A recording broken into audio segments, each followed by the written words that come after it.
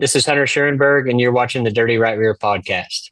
Hey guys, Jeremy Booyer here, Jeremy Sutton here, Dirty Right Rear Podcast. We got 100% Hunter Schoenberg with us tonight, man. We're super excited, man. Welcome to the show, man. Missouri rules here. Yeah, Missouri. Yeah, yeah. Thanks for having me. I appreciate it. Yeah, well, you're probably not in Missouri right now, are you? No, I'm at my house in Pittsboro, Indiana, right south of Indy. But yeah, I see the already. background. Yeah, that's a Yeah, good the race cars in the background. The race shop is actually right behind my house, so I just got to walk out my back porch to go to work, Oh, which man. is nice. God, that's awesome. Do you ever come get back to Sykeston much? Not very much. Christmas time, sometimes Thanksgiving. I'd like to be able to go back there a little bit more during duck season, and I don't get enough time to. Yeah, we got a lot of buddies that go down south, down toward there, doing all that duck hunting stuff. Oh yeah, yeah. That was a big part of my high school years, and being a kid before I moved to Indy was summer times at the sprint car track and winter times in a duck blind. So I miss that. Obviously, miss getting to see my family at home as much as I used to, but my parents have already called to see when we're leaving to drive to Pevely in the motorhome. They want to be there as soon as we get there, so it'll be cool. Man. Yeah. So we'll jump into I'm a micro guy at heart, man, and I'm starting micros. What we looked up, I think 10 years old. Maybe. Yeah. I was 9 or 10, I think. Yeah, I would have been 10 because it was 2000. That was my first year in one, and ran SIR a lot. I just came back this weekend. Yeah, it looked like I watched some highlights from that weekend. It looked like a hell of a race for sure. That kid is actually coming on our show Sunday because that was insane. Yeah, I mean, I think it's cool that it doesn't matter if you're doing the micro sprint thing like that or you're racing with the Outlaws with us. The racing community I watch everything. So if it's a micro sprint race like that or Indiana Sprint Week's at Terre Haute tonight, and I got some buddies racing that I'll try to keep tabs on the way to Pevely. It's just cool that I'd even include NASCAR in that. It's like everybody knows what's going on at every level, which is neat. Yeah. So I guess you ran your micro at SIR, and what other tracks around here? Did you ever run? Wasn't there a track in SEMO back in the day, like Blodgett or SEMO Speedway or something? But I know yes. Mainly go-kart. I ran go-karts there. Actually, my first year in a go-kart, a race car period, was at SEMO. My first race in a race car was opening day at SEMO. Very first race that they had there. That was a nice, like really nice facility. Nice place. Very nice place. It's up for sale for cheaper than a freaking garage right now. I mean, it's that place when Sonny was the guy's name that used to own that, and it was like in his backyard. The piece of property that I believe that would be just west of the racetrack. There was a house and a barn that sat just west of the racetrack. That was Sonny's house, and he would like that whole facility was built in his backyard. It was really neat. He was a super friendly guy. Still have really, really good memories of racing there when that place opened. And I ran another place in Draftonville, Kentucky in a micro. It was called TK. It's not open anymore, but that was a really, really cool micro sprint track that's just outside of Paducah. Of course, we go to Sweet Springs. Yeah, Sweet Springs that's on everybody's list. Been around forever too. Yeah. Did you ever get up around Farmington? There was a track, Doe Run Raceway that ran micros. Did you ever run there? No, I never ran Doe Run. I mean, I ran Farmington in a sprint car at a real young age because it was one of the few places that would let me run. Yeah. But I never did Doe Run. We did Coles County, Wayne City. We went over to Port City a few times in Oklahoma. That was it, though. I for some reason, no, I just never ran Doe Run. Knew of the place, never raced there.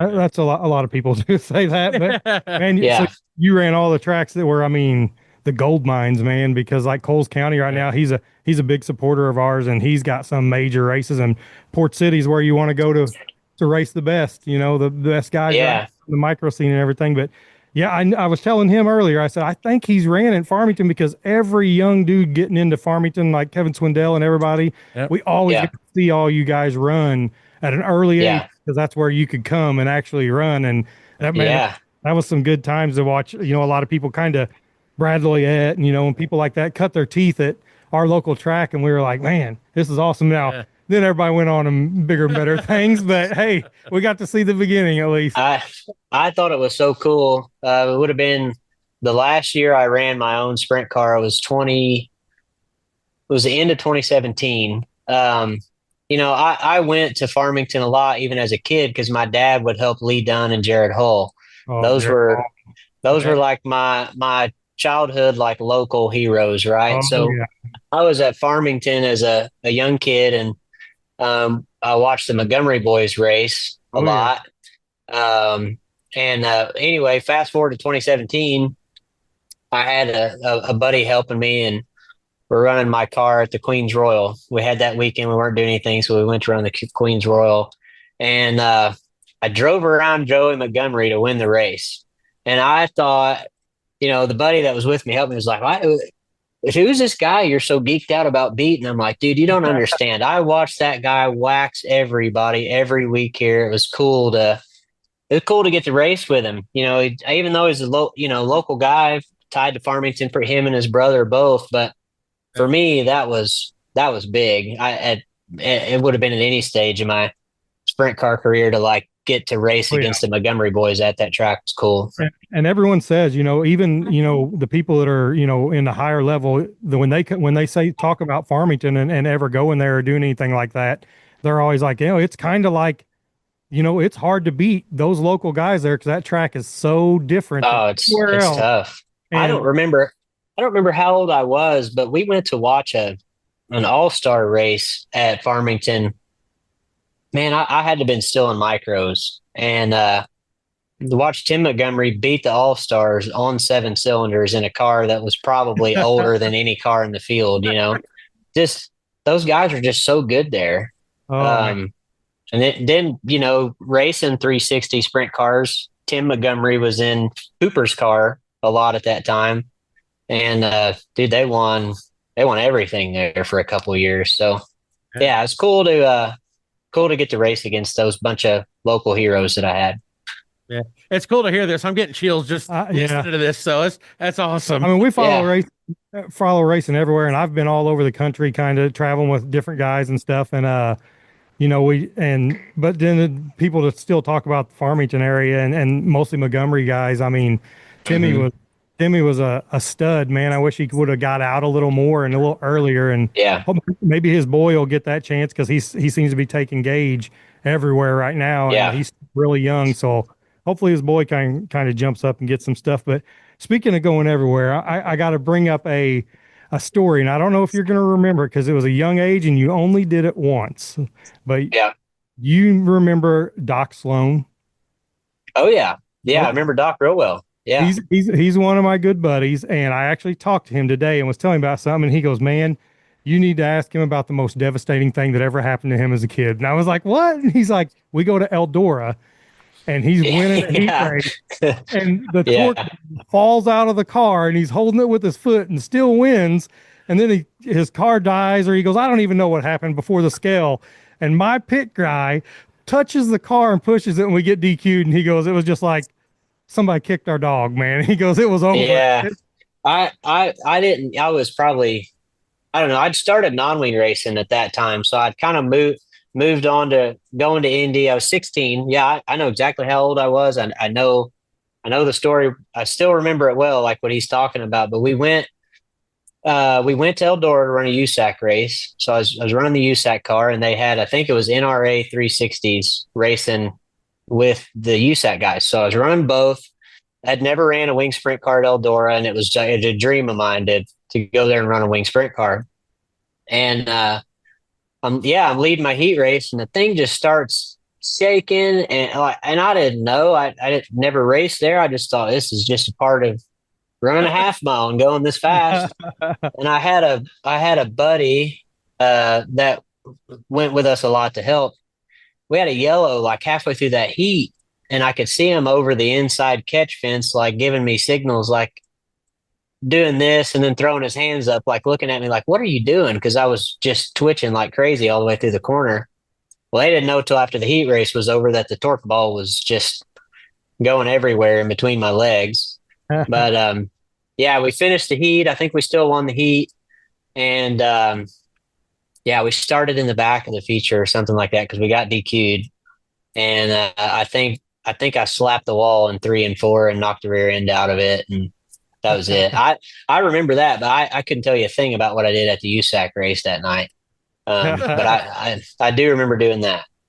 I talked to him today, and he was like, man, he had a lot of memories traveling around, and he just loved it and everything. And he's like, I don't know if he'll remember, and I don't know if he wants to remember. He goes, but it was one of my good times. And he goes, so bring it up. And hopefully he remembers. So he'll listen to our show because he's a good buddy of mine, and he'll appreciate at least remember. He was. I still remember him being just one of the nicest guys ever, man. Just was happy to be at the racetrack. Oh yeah. Didn't really care how you ran. He just wanted to go racing, and yeah, we had a big time, really good time. My dad still talks about running for him. We traveled around for a year, and it was just me and him traveling around. We went to Knoxville, Eldora, Devil's Bowl, all these places, and we never made a show. I don't even know if there was a C main. We never made a B main. And dude, we'd leave there, and he would have the biggest smile on his face driving home, and he'd be like, "Hey, we just ran Devil's Bowl. Hey, ran Eldora." And I was like, "I know." And he goes, "We didn't even really finish, but I don't care. This is the coolest shit I've ever done in my life." And I was like, "Yeah, glad to be here with you, man. Thanks for taking me." But that sounds like him. It was pretty good. But also, man, I know you've run you've run midgets, and you've run Silver Crown. You've run, non-wing cars. Wing cars. What is the best thing that you've ran? What's the best kind of memory, or best, not really memory, but out of all those cars, which one of them stands out where you're just like, man, that was my jam?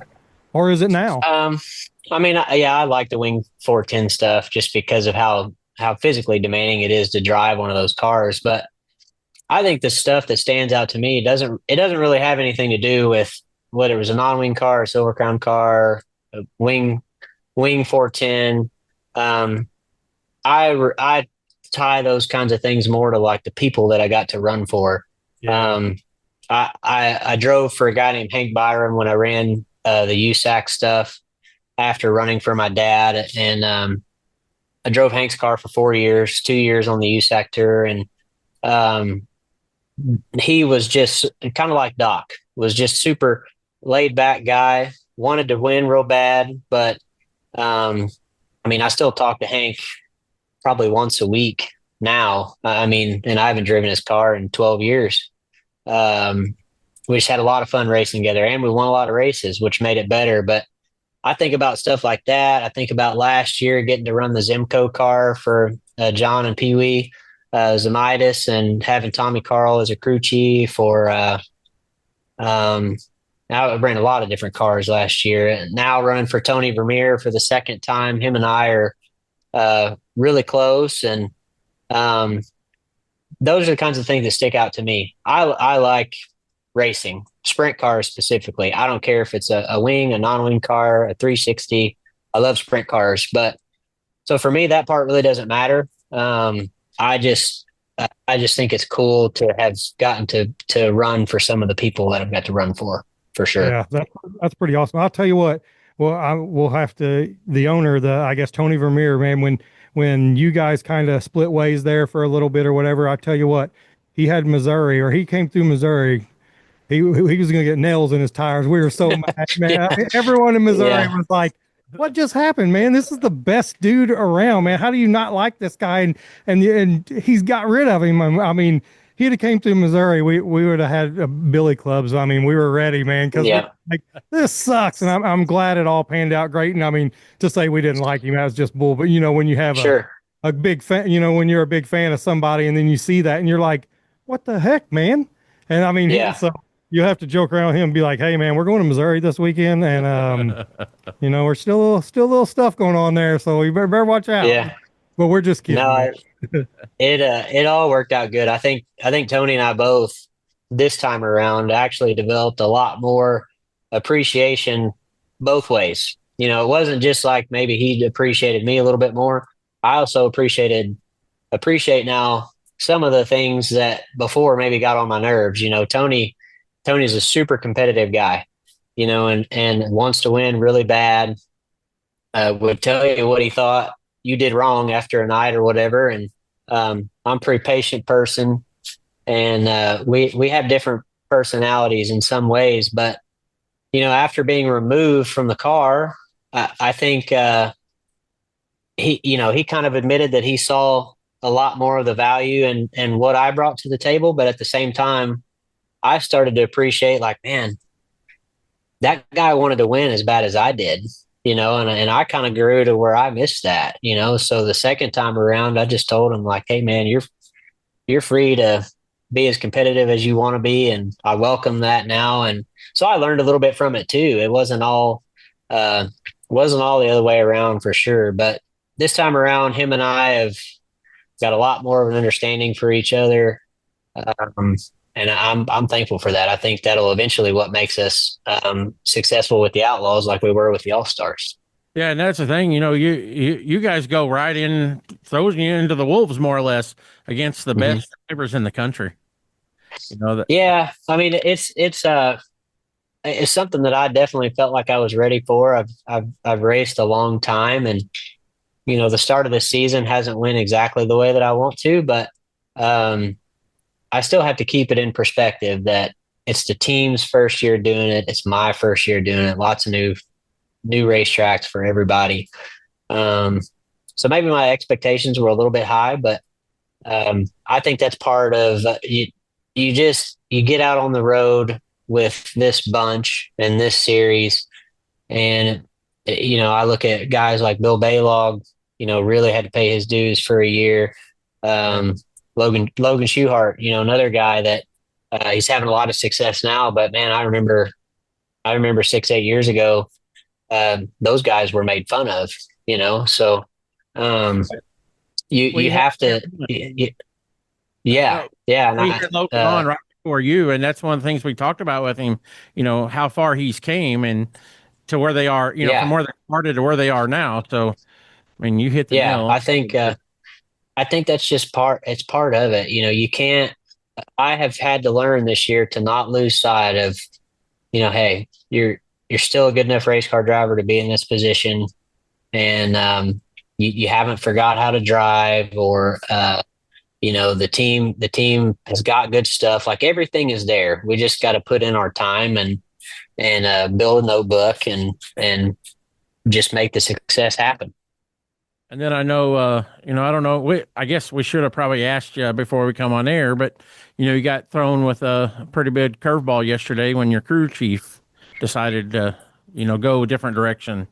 So what's that going to do for the team now? I mean, what's your plans going forward as a team? Yeah, I mean, we haven't really announced anything yet, so you guys will probably be the first ones to, like, officially hear what we're doing. But to backtrack a little bit, might have looked like a curveball from the outside, but this is something that Clinton and I have talked about a month prior to this or whatever, just kind of figuring out if he felt like he still had a role here, or if he wanted to maybe try something else in racing. I know Clinton's always been a racer, so I think it's always been in the back of his mind that he maybe got out of the seat too soon and wanted to go back to driving a little bit, which I hope he does. That's my selfish hope for him, is that he drives a little bit. So, I think he was just, maybe the struggle that we had this start of this season is obviously hard.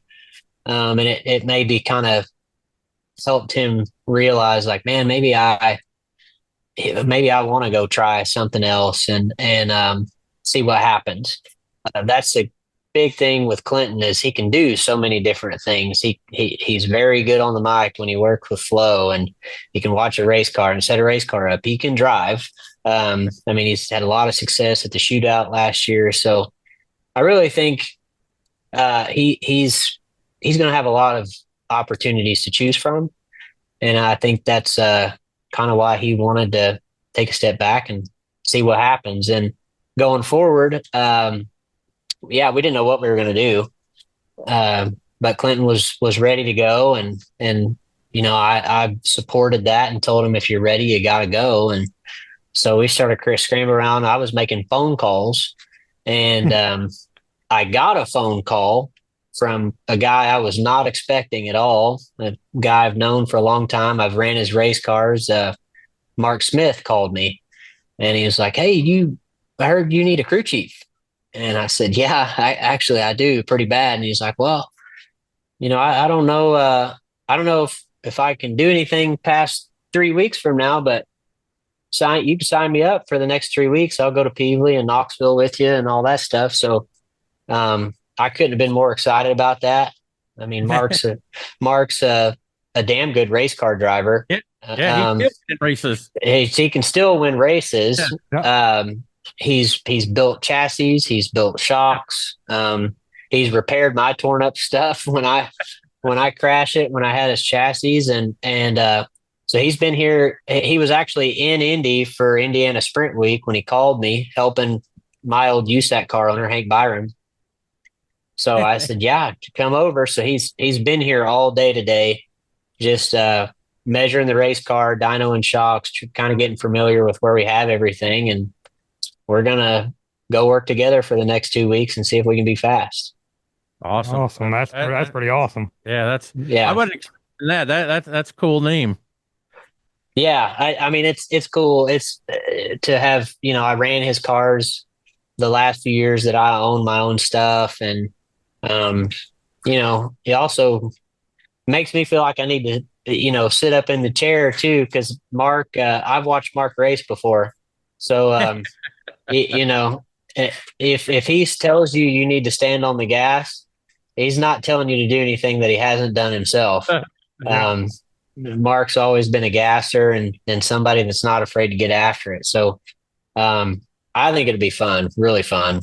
Yeah, that's awesome. I wish you guys well, and be nice to see some good results for the team. Yeah, mostly the hometown. Yeah. I mean, semi hometown. I mean, because you're going to have a ton of fans at I-55, and so at I-55. I mean, is that a good track for you? Bad track? You love it? Hate it? I mean, what kind of deal? It's never really been good to me, but I love the place. Yeah. I've never had a lot of luck there, but we always start out fast. We always have speed. I always feel comfortable there. So that's Tony and I's joke every time we go to that place. Is if we've said it the last 6 or 8 times I've driven a car there, like, "Oh yeah, that place still owes us one," So maybe this time we'll finally get the results that we know we're capable of there. So the 2025 season, you're running for the Rookie of the Year, right? The Kevin Goldberg Rookie of the Year award. Well, yeah. Everybody always asks that question, puts a lot of emphasis on it, and I just say I'm just running to win races. I've won sprint car races and a lot of different series or different places, and I have not won an outlaw race. So for me, yeah, Rookie of the Year would be cool, but wins with the Outlaws is really all I care about. Oh yeah, that would be awesome. Mostly if you can do it this weekend, we'll burn that place down, man. It'd be cool. I mean, I think as long as you're focused on winning races, that would take care of itself. I mean, Wyndham and Garrett Williamson both are doing a great job. Their teams are super consistent, so they'll be hard to beat for that title. But for me, if I could just come away with some wins with the Outlaws, that's really what I care about, or where my heart's at. Oh, that'd be a great one, man. I hope it happens for you this year too, man. Because I mean, we'll be rooting for Missouri for sure. Yeah, I appreciate that. So after this week, you got a grueling 55 laps at Pevely, the Ironman 55, and then you go to Knoxville for that means 50 laps. Tell us about the differences. The physical demands between running 55 laps at Pevely and 50 laps at Knoxville. I think 55 laps at Pevely is tougher, just because you don't really get a rest period. At Knoxville, yeah, it's about the same amount of laps, but you have a break in between. You've got more racetrack to just kind of take a breather down the straightaway or whatever. Pevely, you don't get that. You're when you're racing, you're racing. I mean, Knoxville's fast, and you know, obviously you got to respect that place too. It's plenty elbows up, but Pevely's just, I mean, it's like that saying, it's like flying fighter jets in a basement. You know, there's always something going on or something to react to or whatever. So you got to be mentally on top of it and physically on top of it. That's what actually we run micros and stuff all over with like different series and stuff. We go to Macon, Illinois. I don't know if you've been there, but they actually run non-wing micros there. Non-wing micros. They run non-wing USAC sprints there now. They've had a couple shows, and the billboard for it is like fighter jets in a gymnasium, and it is every bit of that. It is completely insane. I mean, it don't belong, but it works. Yeah, it's a neat place. I ran an all-star race there, I think in 2022. And yeah, it's a tiny little joint, but it's racy. I like that. I think it's fun. I mean, it's kind of what I grew up cutting my teeth on, so it's a little more in my wheelhouse than any, you know, Knoxville. But yeah, I like it all. I mean, there's challenges to all of it. I would say Pevely is probably the most physically demanding race that we run all year. Yeah. Especially, and it's something we talked with Logan about. If that race goes green to checkered, that's got to be just, my gosh, I can't imagine 55 laps of, you know, hard racing. That's got to take it. Yeah, I think Huset's this year was kind of like that. One of the nights at Huset's was 40 laps, green to checkered. And I think Clinton said on Race Monitor it was like 6 minutes and 45 seconds. Wow. Like, dude, I felt like I was in the car for 30 minutes. It consumes your mind that much where you just absolutely lose track of time. I couldn't have told him how long that race was. I would have never thought it was only 6 minutes though. But wow. Yeah, that Huset's is kind of that way too. When it's got some moisture to it and it's not slicked off, it's super elbows up like that. Yeah, that's a track I've never been to, but it's on my list. Yeah, it's fun. The facility too it's one of the nicest facilities that we go to. It's neat to see a sprint car track that's just that nice, even outside of the track on the grounds. Yeah. I would say, so being from the Midwest and everything, your favorite probably stuff is more boring, battle it out type stuff than all these big races, big tracks. I do. Yeah.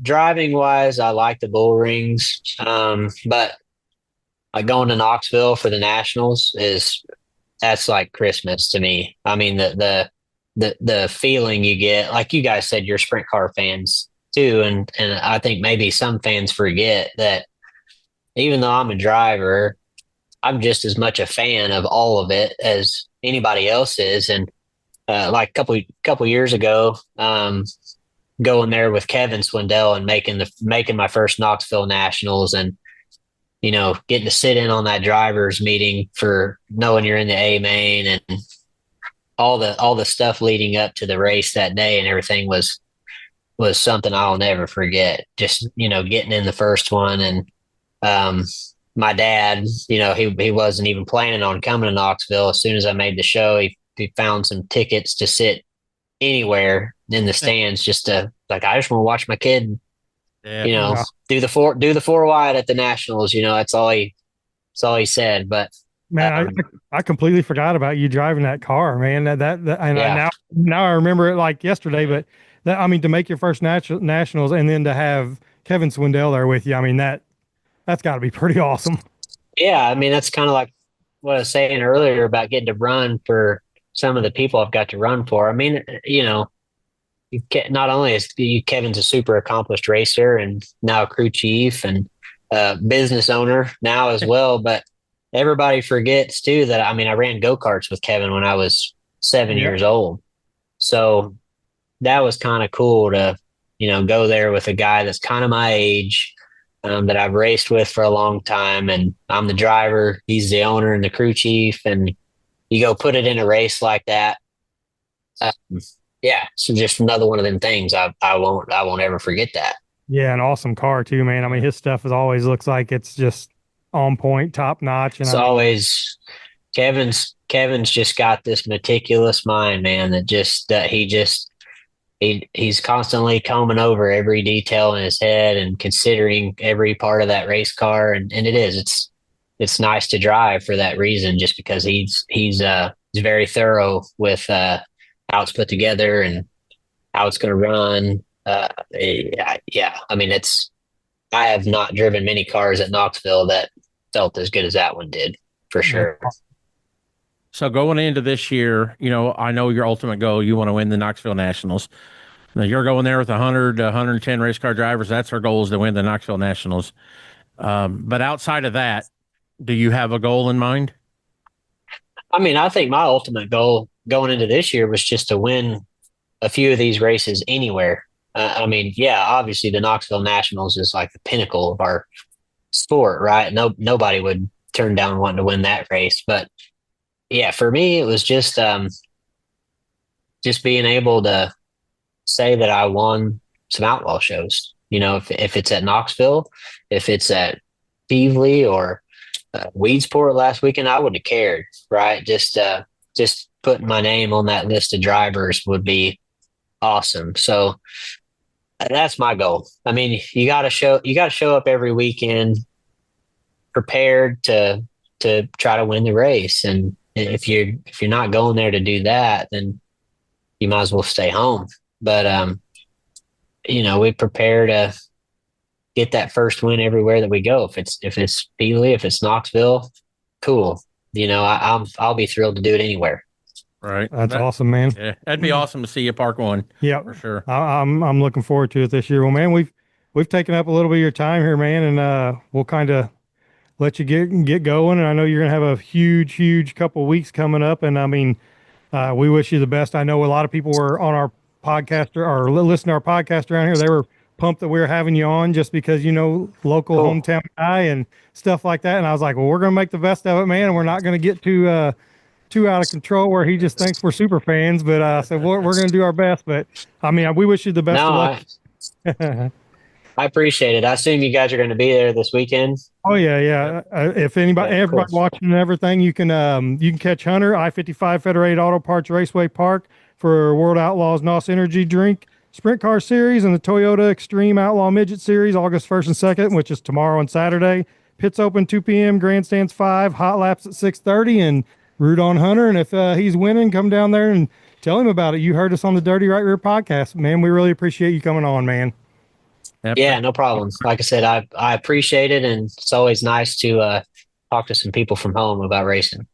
Awesome, man. Well, thank you. I had chills the first part of our podcast. So. Yeah, that was cool trip down memory lane to hear some of those names and stories. Heck yeah. I'll talk about that stuff all day long. It's hard to shut me up when it's stuff like that I get to remember some of that stuff. And like I said, you get to be the fangirl for once instead of the driver, right? I mean, yeah, I still get that way sometimes. I fangirl over going to Knoxville every time I pull into that town, or Eldora, that kind of stuff never gets old. Like, we got to run the Kings Royal last week or a few weeks ago, and we didn't have the greatest of weekends, but I raced USAC with Levi Jones, always thought a whole lot about him. And now he's running Eldora. So when the weekend was over, I got to take his camper and my motorhome to a campground not far from Rossburg and chill out and just, end the race weekend with an old buddy. That stuff to me is what it's all about. It's cool. Yeah. Awesome, man. All right, Hunter, thanks for coming on with us, and we'll catch up to you this weekend at Pevely. Good luck. We'll see you, man. Sounds good. Thanks for having me.